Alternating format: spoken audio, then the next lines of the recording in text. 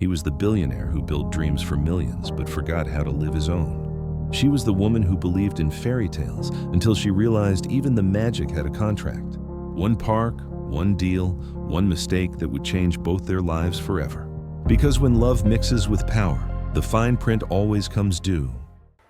They called it Dreamland, a kingdom of light, laughter, and impossible wishes. Built on steel, contracts, and the ambition of one family, the Canes. To the world, Rowan Cain was the heir to an empire. To himself, he was a man in a golden cage. He stood at the edge of the park one evening, the air thick with sugar and fireworks.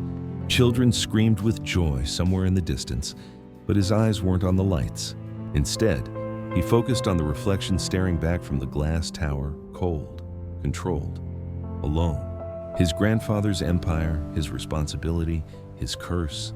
When the old man died, the will was not a blessing, it was a trap. Each of the three Cain brothers had to prove themselves. Rowan, the youngest, got Dreamland a place where fantasy sold better than truth. To claim his inheritance, he had to fix the park's falling profits and revive its dying spirit, and turn the place around. He had 5 years, or he'd lose everything. Rowan didn't believe in magic, he believed in numbers. Dreamland was a product, a brand, a business. Every ride, every show, every smile had a price tag. And yet, there was something about it that unsettled him. This place was supposed to make people happy, but all he felt was exhaustion. He walked through the main street after hours, when the park slept. Lights off, music gone, the ground still wet from the evening's rain. In the dark, Dreamland looked real, stripped of its colors, its illusions. Just metal, plastic, and tired paint. That was the truth he preferred. No noise, no pretending. His phone buzzed, another message from the board. Numbers, deadlines, meetings. He deleted them all. He wasn't doing this for money. He already had more than he could spend. He was doing it for one reason: pride. Because the world expected him to fail. And Rowan Cain didn't fail. The Cain family had built Dreamland decades ago, a playground for imagination. But time had turned fantasy into a corporation. Rowan's father had lost the spark. His brothers had their own scandals. And Rowan, he was the machine that kept it alive. Cold, calculating, perfect. He ran his life like a contract. Every decision reviewed, every emotion suppressed, every relationship temporary. Love was a liability, and emotions didn't belong in business. He'd learned that the hard way. A memory still haunted him the day his grandfather's lawyer read the will. 3 brothers, 3 challenges, 1 empire at stake. You each must rebuild a failing division, the lawyer had said. Not with your money, but with your heart. Rowan had laughed. He expects me to use feelings to run a company. The lawyer had only smiled. That's the point. Mr. Cain, and you don't have any. Everyone in the room had laughed quietly, but inside, something twisted. He didn't show it, of course, and he never did. He just nodded, signed the papers, and went back to work. He would prove them wrong. He would build Dreamland into something greater than ever, not with love, but with power. Months passed. He restructured the departments, cut unnecessary staff, tightened budgets. Everything was efficient. Everything looked perfect on paper. And yet, the park felt colder. The lights still shone, but the magic was gone. Attendance was steady, but guests no longer lingered. They smiled for photos, not for joy. Something was missing, something Rowan couldn't quantify, and that bothered him. He could fix numbers, he could control markets, but he couldn't understand feeling. One night, he sat alone in his penthouse, staring at a model of the park laid out before him. A miniature kingdom of plastic castles and tiny trains. Perfect, predictable, and completely lifeless. His phone buzzed again, a new email from HR. Subject: incident in the creative division. He frowned, opened it. A report. An employee submitted a complaint. Or rather, a drunken rant disguised as a proposal. He read it once, then again. Dreamland has lost its heart, the message said. It's a machine run by men who've never believed in what it stands for. Dreamland was built for dreamers. Now it's just a factory of illusions. The words hit harder than he expected. He could almost feel the sting beneath them. The courage, the frustration. Someone had dared to say what everyone else wouldn't. He checked the sender's name, Zara Gulian. He didn't know it yet, but that message would change everything. Because in a world built on contracts and control, he was about to meet someone who lived by chaos and hope. someone who would destroy every wall he'd built and make him question the fine print of his own soul. The email that changed everything didn't come from a boardroom. It came from a cubicle at the far edge of Dreamland's creative floor, a desk covered in coffee rings, glitter pens, and the half-finished dreams of a woman who still believed in magic. Her name was Zara Gulian, 27, a creator who'd grown up believing that fairy tales could save the world until she started working for one. She had always loved Dreamland. As a little girl, she'd save every spare dollar to visit once a year with her sister.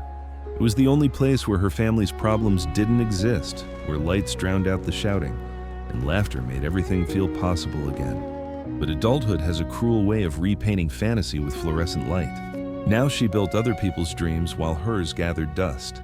That night, she came home exhausted, kicked off her heels, and stared at the empty page on her laptop. A glass of cheap wine, a few words of frustration, and before she could stop herself, she was typing the truth no one dared to say. Dreamland isn't magic anymore. It's a machine run by men who've forgotten what joy looks like. The park feels like a spreadsheet pretending to smile. She hit send, instant regret, too late. The next morning, everyone expected the girl who wrote that drunken manifesto to be fired. But instead, an email arrived from Rowan Kane. Subject: your ideas meet me Monday. Her stomach dropped. The Rowan Kane, the billionaire ghost who ran the company from a penthouse in a boardroom, not from the park. She showed up to the meeting early, fidgeting with her notes when he entered. Time seemed to contract. He wasn't the kind of handsome that smiled. He was the kind that warned. Dark hair, sharper eyes, every step calculated. "Miss Gulian," he said, voice low and calm. "You called my life's work a machine." She swallowed. "I did. And yet," he paused, studying her as if she were a riddle. "You were right. He didn't fire her, he promoted her." "Congratulations," he said, sliding a contract across the table. "You're now leading the innovation team." Her jaw dropped. "You're giving me a department, I'm giving you a chance to prove you can fix what you broke." The corners of his mouth lifted, not a smile, more a test. From that day, Zara's world changed. She walked through Dreamland not as a visitor, but as its heart surgeon. Every ride she passed whispered of lost wonder. She took notes: the fading paint on the carousel, the bored smiles of employees, the flicker of broken lights. She wanted to bring it back, the wonder, the warmth, the heartbeat of childhood, and for reasons she couldn't explain. The man who'd given her this impossible task lingered in every thought. Rowan observed her from a distance, unseen behind tinted glass. The way she moved, the way she spoke to janitors and designers alike, it was the opposite of everything he knew about leadership. Where he commanded, she inspired. Where he demanded results, she sparked hope. She was chaos, and he'd spent his life building order. But for the first time, he wondered if maybe order was overrated. Their worlds began to orbit each other. Late meetings turned into quiet debates. Cold professionalism blurred into something else. A tension that hummed in the air whenever she looked up and caught him watching. Zara told herself it was respect, admiration, nothing more. But every time she heard his voice behind her, steady and deep, her heartbeat betrayed her. And Rowan, he told himself he was merely managing talent, yet every time she smiled, something cracked inside him. The man who had been trained to measure everything suddenly found himself chasing something unquantifiable. Not profits, not performance, but feeling. He'd built walls out of logic, and this woman was walking straight through them. One night, after everyone had gone home, he saw her through the glass walls of the design studio. She was alone, sitting cross-legged on the floor, surrounded by sketches and models, humming to herself. He stood there silently, watching her pick up a small paper star, holding it to the light. "It's supposed to glow when it falls," she murmured, not realizing he'd entered. "What is it?" he asked. She looked up, startled, eyes wide. A ride concept. The falling stars. You enter in darkness. Then every light that falls represents a dream you almost gave up on. He stepped closer, and at the end, she smiled softly. "You realize the ones that fall are the ones that shine the brightest." Rowan said nothing, but for the first time in years, he felt something close to wonder. That night, as he returned to his empty penthouse, he replayed her words over and over. He had built an empire of dreams for others, but maybe, just maybe, she was building one for him, and he didn't even realize yet that he was falling too. They say opposites attract, but no one warns you what happens when they collide. From the moment Zara stepped into Rowan's world, Dreamland became a battlefield. A war of ideas, of tempers, of something deeper they couldn't name. She filled conference rooms with laughter and wild colors. He filled them with silence and precision. She spoke about feelings, he spoke about profits. Every meeting between them felt like a storm contained inside 4 glass walls. "Numbers don't create magic," she snapped one morning, slamming her folder on the table. "Magic doesn't pay salaries," he replied without looking up. She exhaled sharply, turning to leave. "Maybe if you believed in people instead of control, you'd understand what this place really means." Her heels clicked against the marble floor as she walked out, and for reasons he refused to admit, he watched her go, memorizing every step. The truth was, she unsettled him. He was a man built on logic, and she was a storm that refused to be predicted. Whenever she spoke, the room bent toward her. Whenever she smiled, his carefully measured world shifted off its axis. He started staying later at the office, at first. He told himself it was about work, but every night, his eyes would drift to her workspace, a small corner overflowing with sketches, doodles, and half-eaten snacks.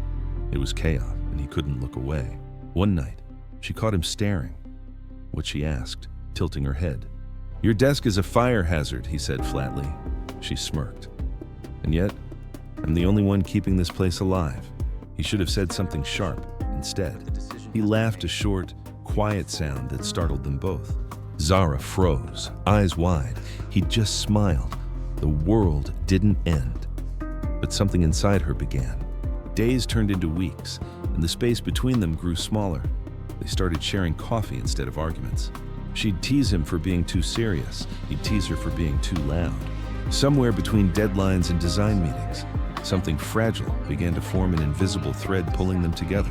It happened slowly, a glance, a touch, an understanding. Rowan began to see Dreamland through her eyes. She made him walk through the park not as an owner, but as a visitor.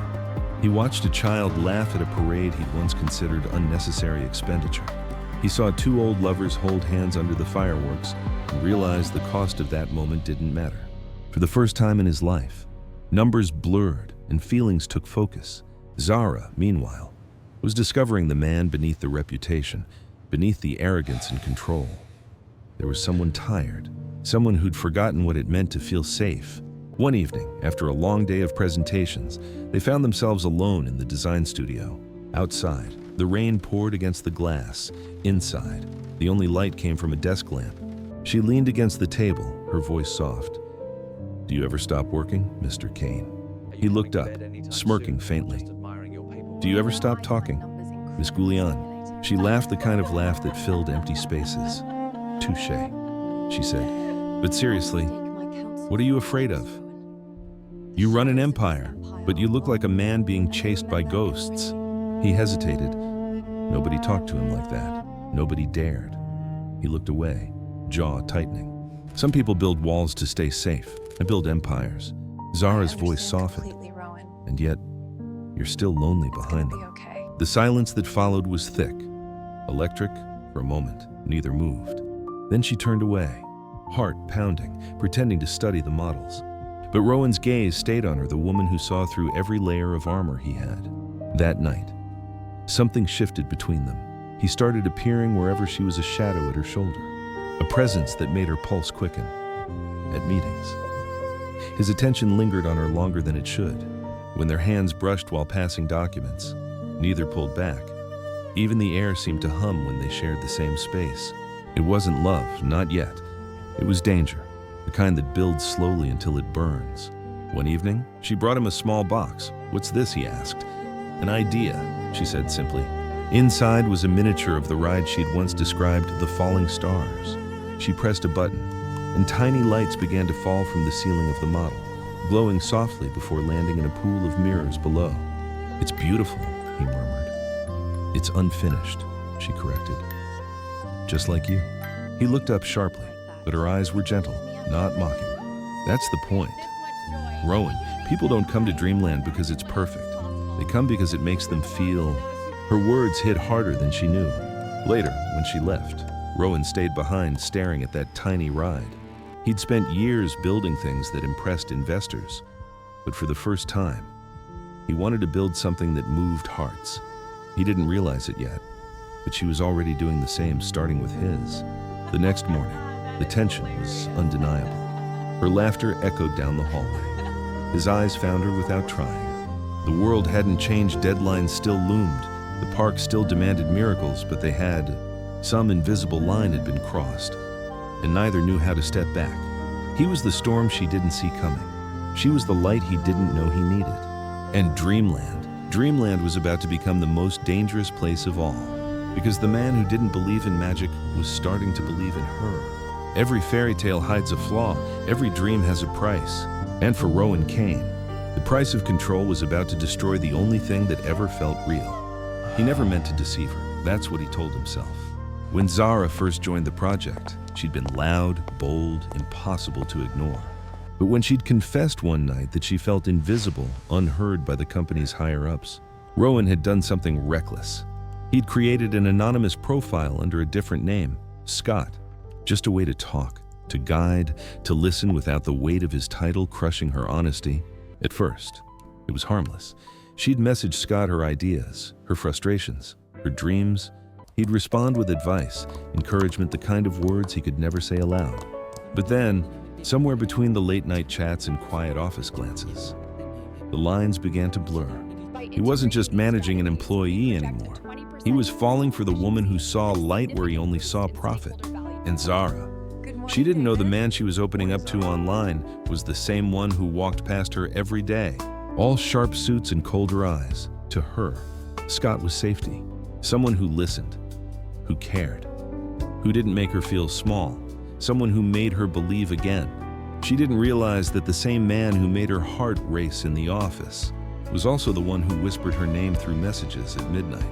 The lie grew quietly, like a crack in glass, invisible at first until one day it spread too far to hide. It happened during a board presentation. Zara stood in front of the executives, presenting her newest project, the Falling Stars ride. Her words glowed with passion, her smile, pure conviction. When she finished, the room erupted in applause. Even Rowan couldn't stop himself from clapping. Afterwards, as the crowd dispersed, he approached her. "You did well," he said softly. "Better than I expected." She laughed lightly. "Wow, that's high praise from you." He wanted to tell her everything, that every late-night message, every piece of advice, every quiet support came from him. But before he could, his phone buzzed. Her message lit the screen. "Scott, I did it. I think he's proud of me." His throat tightened. The truth clawed at his chest. But he couldn't do it, not now. Not yet. Weeks passed, and the secret gnawed at him. He'd built his empire on precision, yet this one lie was unraveling everything. Every time she smiled, guilt twisted deeper. Every time she looked at him with trust, he wanted to break. And still, he stayed silent until the night she found out. It was supposed to be a celebration. The new project had been approved. Dreamland was thriving again.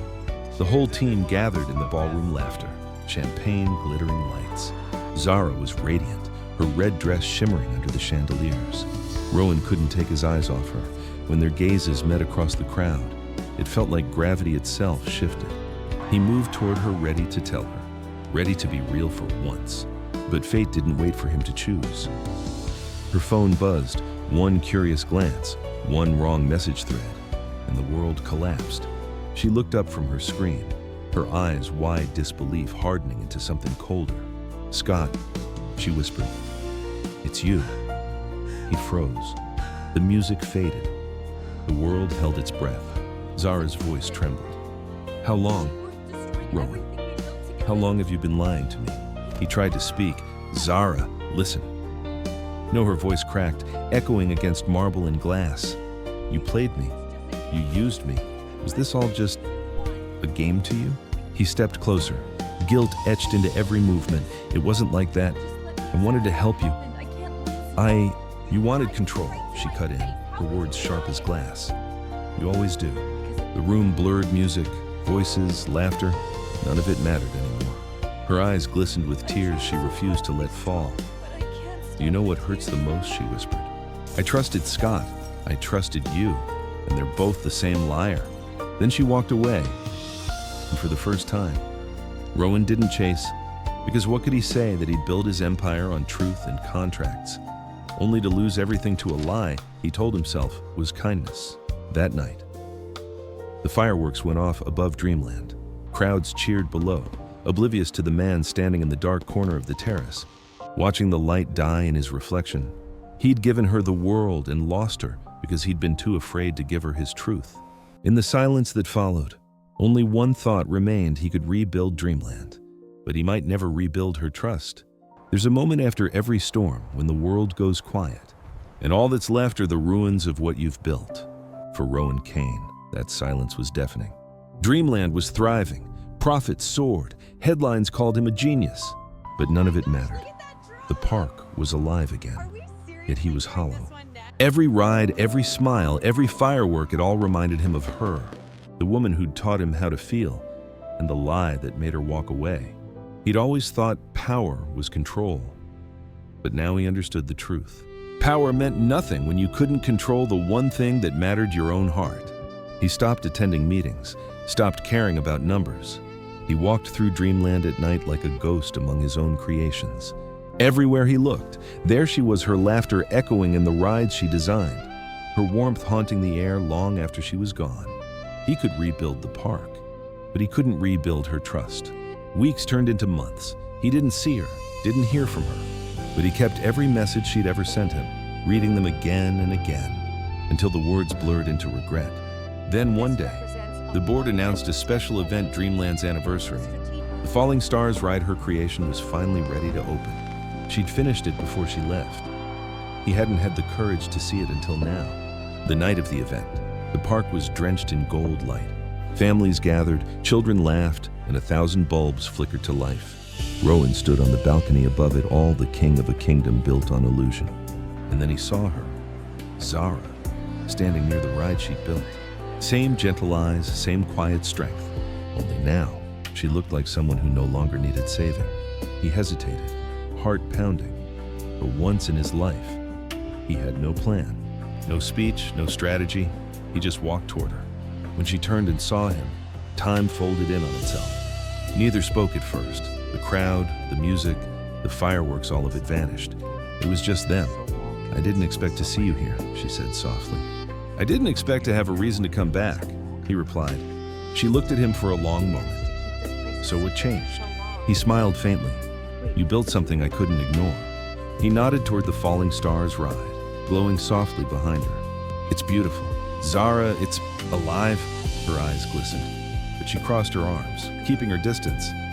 "You mean it's profitable?" He shook his head. "No, I mean it's you. Everything you ever believed in. It's what Dreamland should have been from the start." Silence stretched between them, heavy with everything left unsaid. Then he took a breath. "I lied to you," he said quietly, "and I'll never forgive myself for that." She looked away, but he continued. "I created Scott because I didn't know how to talk to you without hiding behind something. I thought control was safety. I thought honesty was weakness." He stepped closer. "But you were right. Zara, you don't build dreams with contracts. You build them with people." A small laugh broke from her lips, sad and soft. "And when did you realize that the day you walked away?" For a heartbeat, they just stood there. Two people caught between what was broken and what could still be mended. Then the first falling star fell from the ride, a streak of light cascading down the night sky.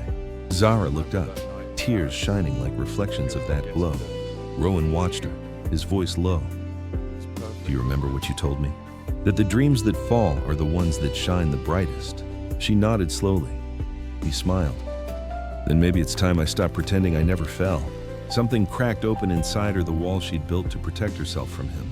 Because beneath all the anger, the hurt, the lies, there was still love. Complicated, flawed, real. Zara took a step forward. Her voice trembled. "You hurt me, Rowan, I know. You broke my trust, I know that too." She searched his face, looking for the man she once believed in. And this time, she found him not perfect and not polished, just human. He reached out, his hand hovering near hers. "I can't rewrite the past," he whispered. "But if you'll let me, I'll start a new story, one without fine print." Her lips parted, tears finally falling. For a second, neither moved, until she closed the distance and took his hand. "I'm not promising happy endings," she said. He smiled through the ache in his chest. "I'm not asking for one, just a chance to earn it." The crowd cheered as another wave of stars fell from the ride. Fireworks bloomed above them, bathing them in gold and silver light. And there, in the middle of a dream built on lies, they found something real. A love not perfect, but honest. A story not written in contracts, but carved into the hearts of two people brave enough to begin again. Later that night, as they stood together watching the lights fade, Zara whispered, "So this is how it ends?" Rowan shook his head, eyes soft. "No," he said, "this is where it finally begins." In a world built on power and perfection, he found love in the one place he couldn't control. She believed in magic and ended up rewriting his entire empire. Because sometimes, the greatest dreams are written not in ink, but in the fine print of the heart.